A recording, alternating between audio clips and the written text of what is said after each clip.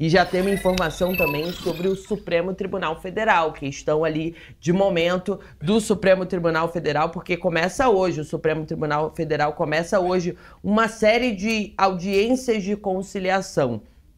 Hoje, dia 5 de agosto, é a primeira dessa série de audiências de conciliação. Elas foram convocadas pelo ministro Gilmar Mendes para tratar do quê? Da questão envolvendo o marco temporal. O ministro Gilmar Mendes, inclusive, é o relator das 5 ações sobre o tema que tramitam no Supremo Tribunal Federal. Segundo essa tese, só para a gente relembrar, segundo a tese do marco temporal, os povos indígenas eles teriam o direito de ocupar apenas as terras que ocupavam ou já disputavam na data da promulgação da Constituição Federal de 1988, 5 de outubro de 88. Só que em setembro de 2023, o STF decidiu que a data ela não pode ser utilizada para definir a ocupação tradicional das terras pelas comunidades indígenas. Isso foi o Supremo.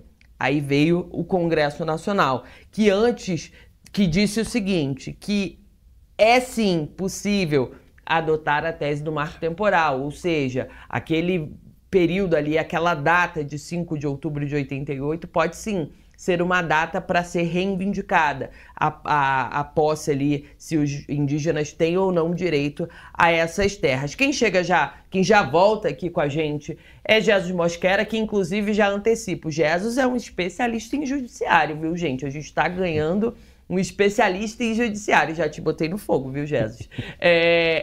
Jesus, esse é um assunto que não deixa somente o Supremo Tribunal Federal envolvido, envolve também o Congresso Nacional, porque tem uma visão divergente do Supremo Tribunal Federal, e até o Executivo, porque o Executivo tem uma postura ali de que é mais favorável ao marco temporal, alguns ministros já se manifestaram dessa forma, então até a própria ministra dos Povos Indígenas, né, Sônia Guajajara. Então é um assunto que coloca ali todos os poderes envolvidos. E agora a gente tem essa primeira audiência de conciliação. O que a gente tem de retrospecto e esperar daqui para frente sobre esse assunto? O que a gente pode prever? Yasmin, você pontuou bem. É a divergência entre o Congresso Nacional e o Supremo Tribunal Federal. O Congresso Nacional o Congresso Nacional e o Supremo Tribunal Federal divergem em temas que tomam conta dos noticiários e ocupam boa parte dos noticiários, mobilizam a opinião pública. Eu vou dar aqui 3 exemplos. A questão do aborto, a questão da descriminalização do porte de maconha e essa questão do marco temporal. Opiniões divergentes, né? Há ali sempre uma corrida, o Supremo pauta um julgamento daqui, o Congresso Nacional corre dali, tanto a Câmara quanto o Senado, para tentar aprovar algum projeto na contramão do entendimento que já adotado ou se sinaliza ali no Supremo Tribunal Federal, e é isso que a gente observa no marco temporal. Por quê? Tem esse marco temporal. O que é o marco temporal? Quando a Constituição brasileira, a Constituição Federal, foi promulgada em 1988, a tese do marco temporal considera o seguinte: os índios só têm direito, os indígenas, né, melhor dizendo, só têm direito àquelas terras que já eram reconhecidamente deles no momento, no marco temporal da promulgação da Constituição de 88.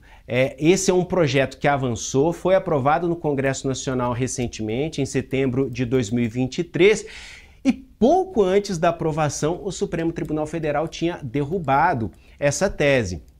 Então agora, o que aconteceu? Depois da aprovação pelo Congresso Nacional, entraram 5 ações no Supremo Tribunal Federal.